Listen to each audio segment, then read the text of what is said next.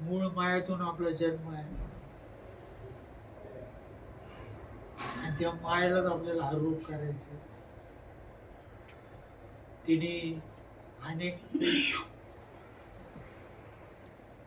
म्हणजे ते अनेक खेळ करते, अनेक गोष्टी ती बरोबर घेऊन आली आणि ते आपल्याला तिची सवय झाल्यामुळे आपल्याला त्याचं काय वाटत नाही. पण जेव्हा आपण परमार्थात शुद्ध परमार्थात शिरतो तेव्हा तिचे अवगुण गुण आपल्याला कळायला लागतात आणि मग त्रास होतो.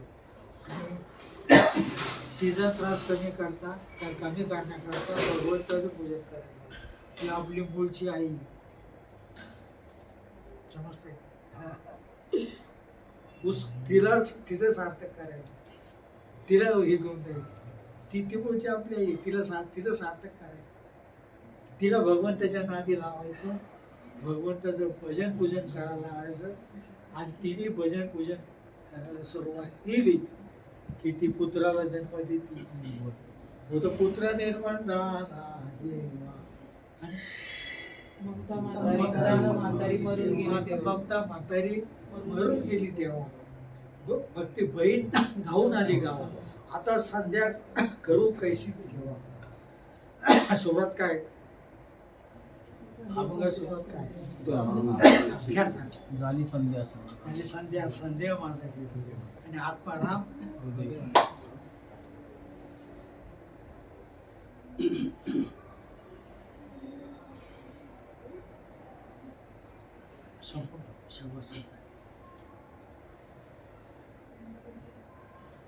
सभासद झाली, सहाला सुरू झाली.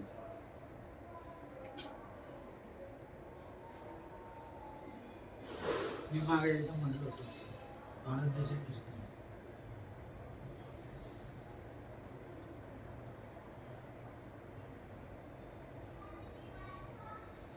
परमार्थात तरुण जायचं असेल तर आपल्याला 2 आया पाहिजे. श्रीकृष्णाला 2 आया होत्या का नव्हत्या? पहिली आई देवकी, दुसरी आई यशोदा होते ना. मग ते त्यांना 2 आया होत्या म्हणून ते देव झाले. पण तुम्हाला जर 2 आया मिळाल्या तर तुम्ही देव नाही होणार. रामकृष्ण आले काहीतरी भक्तीच बोलतो, नेमकं तेच बोलतो येड्या. आहे तुम्हारे पास 2 माता है.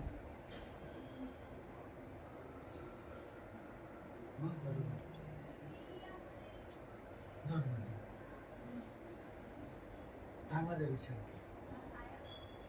आता ऐक सखय बाई, नवल मी सांगू काय, त्रैलोक्याचा धनी हा यशोदेशी म्हणतो आहे ना गवळण, आहे का नाही? देवकीने माईला आणि यशोदेने पाळला, पांडवाचा बंदीजन होऊन या राहिला. पाळला कोणी? यशोदेने. आणि व्हायला कोणी? देवकी.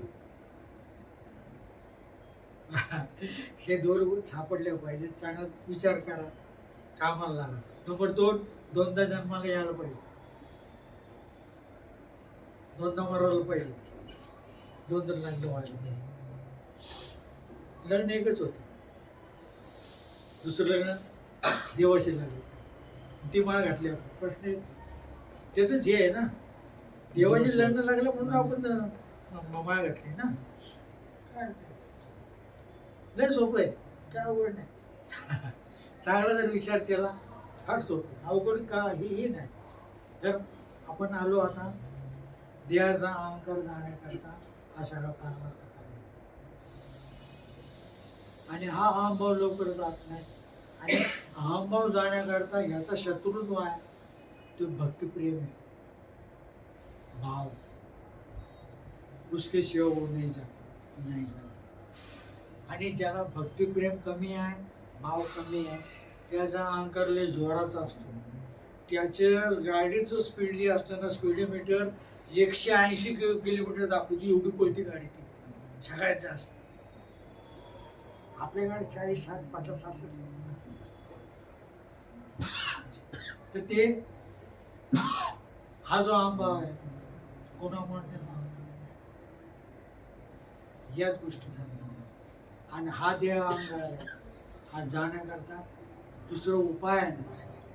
नावा पडते साधन नाही जे तू करशी आणि दुसरं साधनच नाही. आणि हे साधन करायला पाहिजे. भले तुम्ही अनुग्रहाचे असा पुष्कळचे उपाय आहे. जर साधन सोडून दिलं तर विषयाच्या गोष्टी मागं लागतात. आणि त्या विषयामध्ये त्या नामामध्ये त्याच्या चिंतनामध्ये प्रेम नसत तरीही उपयोग होणार नाही. त्याचा अहंकार वाटतो की मी 2 तास चिंतन केलं. अरे कशाला करतो? भाव ठेव ना, प्रेम ठेव ना देवावर. प्रेम पाहिजे, भाव पाहिजे ना.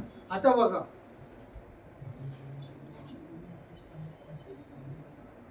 भक्त कुणाला म्हणायचं?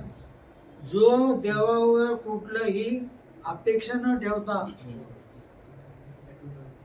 कुठलीही मागणी न करता प्रेम करतो, निश्चिम आणि फुकाट, काही अपेक्षा न करतो प्रेम, त्याला भक्त म्हणतो. हेतूशिवाय जो प्रेम करतो त्याला म्हणतो. आहे का बघ? नाही द्यायची भक्ती तो कधी त्याने शरा म्हणून काहीच अपेक्षा नाही. देवाला कळतंय ना हो, भीक मागे कशाला होत आहे, कळतंय ना.